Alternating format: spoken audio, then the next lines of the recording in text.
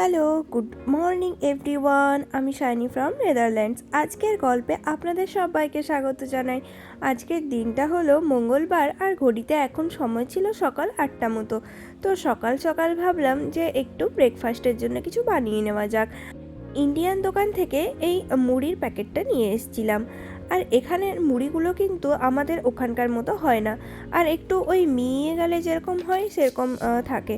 তার জন্যে একটু কড়াইতে সর্ষের তেল দিয়ে ফোড়ন হিসেবে জিরে, শুকনো লঙ্কা, কারি পাতা এইসব দিয়ে বেশ ভালো করে ভেজে নিতে হয়। আর ভাজার পর না মুড়িগুলো একটু ক্রাঞ্চিও হয়ে যায়, না হলে তো একদমই ক্রাঞ্চি থাকে না, যার জন্য খেতেও ভালো লাগে না। আচ্ছা, আর নুন দিতে কিন্তু একদমই ভোলা যাবে না।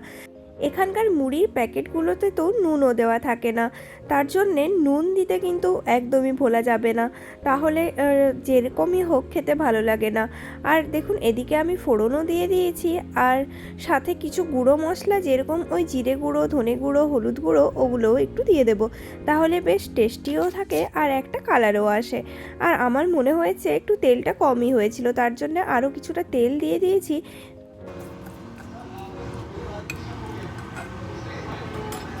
মুড়িগুলো কিন্তু ক্রাঞ্চি না হলেও বেশ ফ্লাফি হয়, আর দেখতেও ভালো থাকে। তাহলে চলুন এরপর এই ফোড়নটার সাথে মুড়িগুলোকে মিশিয়ে দিই।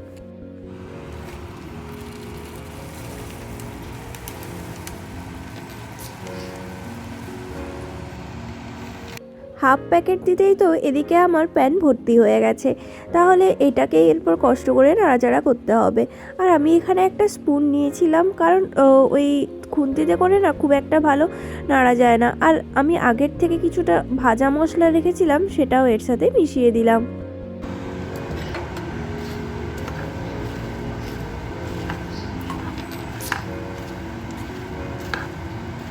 বেশ অনেকক্ষণ ধরেই কিন্তু মুড়িটাকে এখানে গরম করতে হবে, আর অবশ্যই খেয়াল রাখতে হবে যাতে নিচে লেগে না যায়, নাহলে তো নাড়ার কোনো প্রয়োজনই ছিল না যদি নিচটা লেগে না যেত।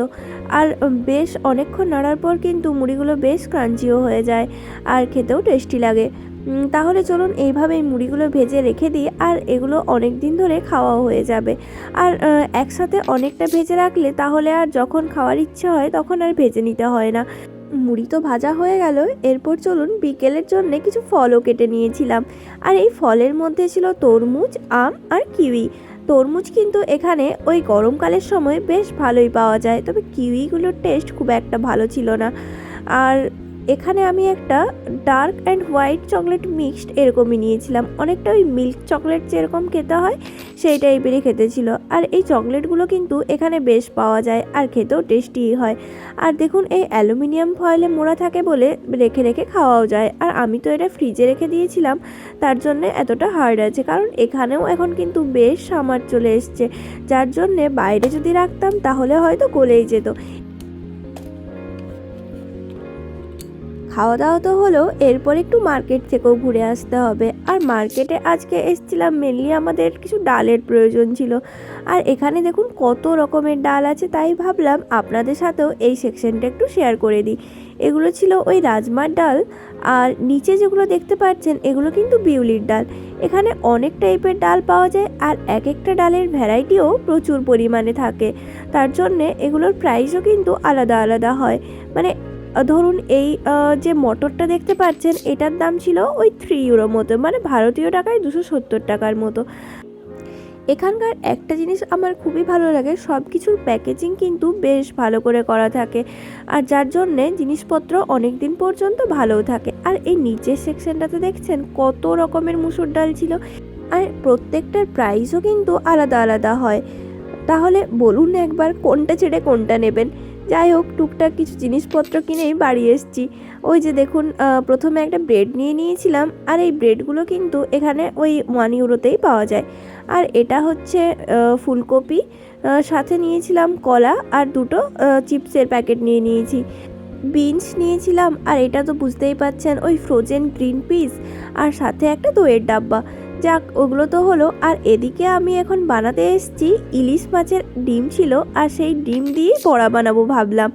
যদিও ইলিশ মাছের ডিম দিয়ে বড়া আমি কখনো খাইনি, কিন্তু কি করব বুঝতে না পেরে ভাবলাম বড়াই বানিয়ে দেখি কি হয় না হয়।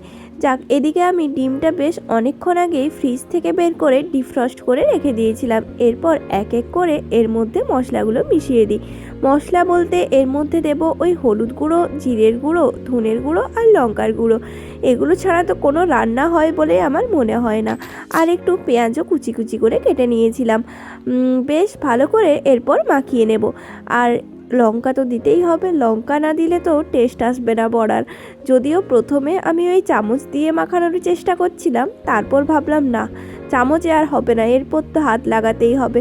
তাহলে চলুন বেশ ভালো করে হাতে করে এটা একে অপরের সাথে মিশিয়ে নিই। আর তারপর কড়াইতে যাওয়ার জন্য রেডিও করে ফেলি।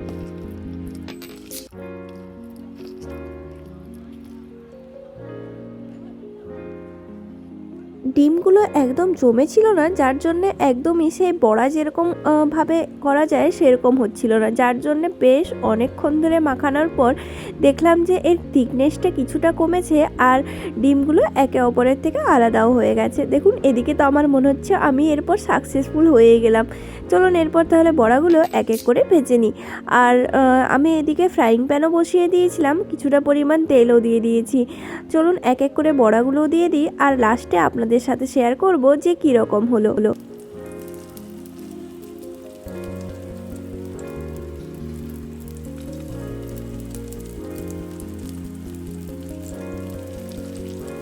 প্রথমে যখন বানাচ্ছিলাম তখন একটু অড লাগলেও বানানোর পর কিন্তু আমি বেশ কনফিডেন্ট পেয়ে গেছি। আর বড়াগুলো কিন্তু ভালো হয়েও ছিল, দেখুন একে অপরের থেকে ছেড়েও যায়নি আর বেশ একটা বড়া শেপই নিচ্ছিল মনে হচ্ছে।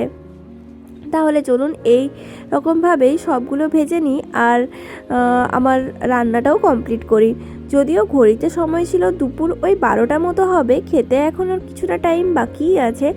আর এদিকে দেখুন আমি কিন্তু খুব একটা বেশি তেল দিইনি।